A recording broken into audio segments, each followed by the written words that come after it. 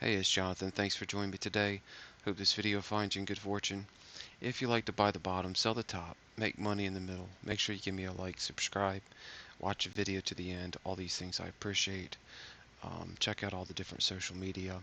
Make sure you check out our blockchain friends over here, Magic Square NFT, Flicto, and Intermeta. So Intermeta is going to have their public NFT sale tomorrow. Starts tomorrow. And if you haven't seen there's like they have like one exclusive vault card that's going to give you everything. It's like one ring to rule them all. Anyway, make sure you check that out. I've retweeted about that. Flicto, they have great stake rewards. Make sure you check out their stake pool, and of course our NFT giveaway that we're doing right now.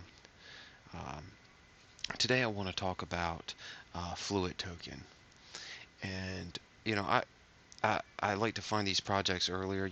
Early I talked about smart places, right? Early on, I talked about MELD early on. I try to find these projects early on, and this is another one that's early, and I think that everybody should know about it.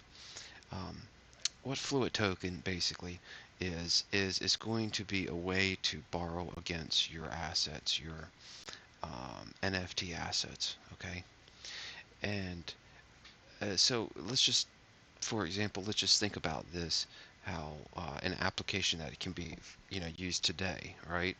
So, I mean, NFTs are going for crazy amounts, right? But, you buy an NFT, you get lucky, you get get a real good NFT.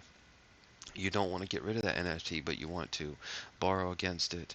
Then this platform is going to allow you to be able to post the NFT with some kind of terms and conditions, right? And then people can come on, completely decentralized, right?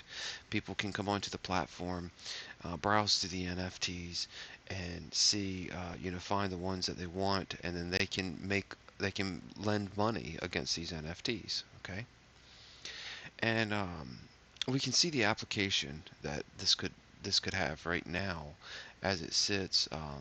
With some of the metaverse plots and all that kind of stuff, it would be just like putting your house up for, pulling a second mortgage on your house or a first mortgage on your house.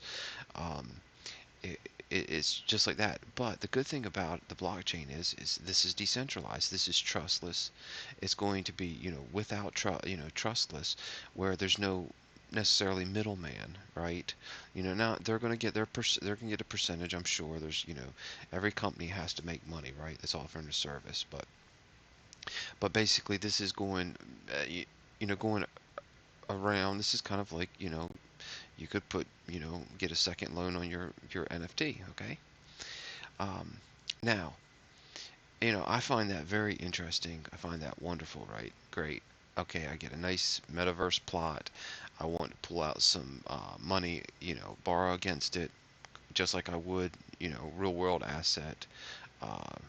Okay, great, right? But I try to look ahead, right? And I try to be in good fortune, right? In good fortune, okay? Um, but we know that everything is going to end up being a token, okay? Your property, everything is going to be tokenized, okay? So what I see happening now, these all these projects are in early stages, right?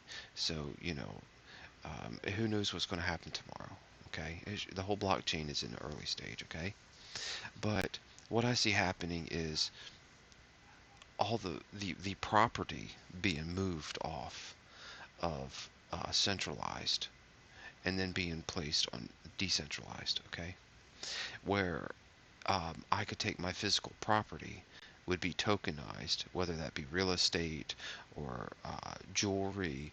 If you think about this, there's going to be a uh, there'll be a place, whether it goes this way or not, I'm not sure, right? But there's going to be a place for, like, say I have expensive jewelry and I want to have that insured. Well, there'll be a place where I'll have it tokenized, and then it'll be insured off of that token, right? It'll be the record of it. You know, just like when you're trying to insure your property, you take pictures of it, you make documentations, you write serial numbers down, you write VIN numbers down, you write, you know, you're documenting what you have, right? And that documentation will be on an NFT, okay? And those NFTs that can then be put on a platform like Fluid Token, okay? And um, trade it against, you know, borrow it against, right? I could put my, you know, I don't see any reason why in the future I couldn't take my tokenized real estate property, put it in a public domain, and say, you know, I have this, you know, 100,000, 200, $500,000 house, you know, $1 million house, you know, $10 million house, put it on a public market, and then if I want to borrow money against it, say, okay, well, this is, you know, the proof that I can pay you back. I mean, all of it would be done. If you read their white papers, their vision, it talks all about, you know, it being done all in a smart contract, right? But you going to the public and asking them for a loan as opposed to going to the bank, right? And or maybe going to having a platform like this where you put your token on, and then multiple people can give you loans. You know, it could be a collective, right?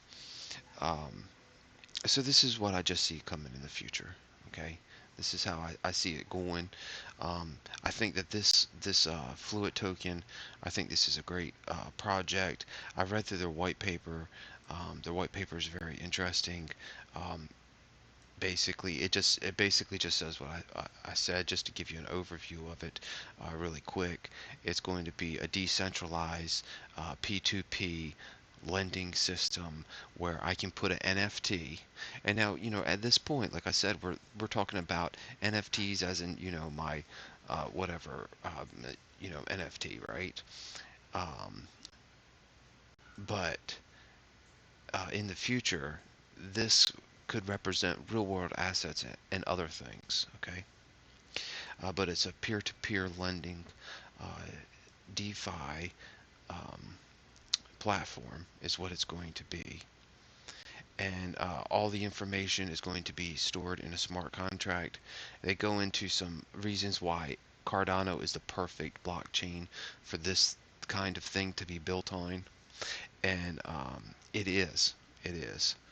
This is it's the perfect blockchain because of the accounting system that it does. Now, I won't go into that right now, but because of the way it accounts and record keeps, it it is the perfect ledger system for it to be kept on. Okay. This tells you a little bit about how the process is going to work. It's pretty much straightforward. You're going to put your assets on in a smart contract. Now, it'll just be your NFT, right? You're going to put your NFT in a smart contract. People are going to loan you money against that NFT.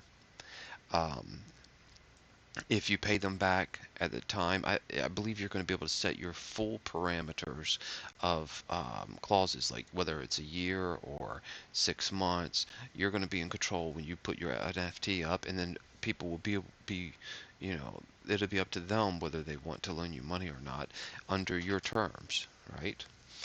And then you can reclaim your NFT by paying it back in an X period of time with whatever clauses. And now there was one catch here is where if they don't claim the NFT, then you possibly, even if there's a lapse in it, you possibly can pay it off uh, until the point where they claim the NFT. They claim the property that they've purchased through loaning you money. Okay. And just a lot of good information here. I'm just giving you kind of a breakdown of what it says. You should come on here and read this yourself. The native token is going to be for governments, lower fees, and visibility. What this is basically is so it's gonna be a governance token like a lot of these platforms. You'll be able to vote and things of that nature is what it sounds like to me. Lower fees, I'm assuming this is going to give you lower fees to use the property. And then visibility, say I'm posting an NFT and I hold their native token, maybe I'll get a better spot of visibility. Maybe I'll be listed on the first page of search instead of the fifth page of search. So this will give me a bump in visibility, however that's going to work, okay? Um, and then when you go down here to the bottom, they talk a lot of about, the whole thing's interesting, but they're talking about the ecosystem, and finally they're looking forward to the official Cardano bridge with Ethereum. Right now we know Ethereum is a big um, NFT platform, right? And so they're opening up those tokens to bridge over to Cardano from Ethereum. So, the blockchain, it's going to be interconnected, right? So interoperable. And so anyway, you see some forethought here.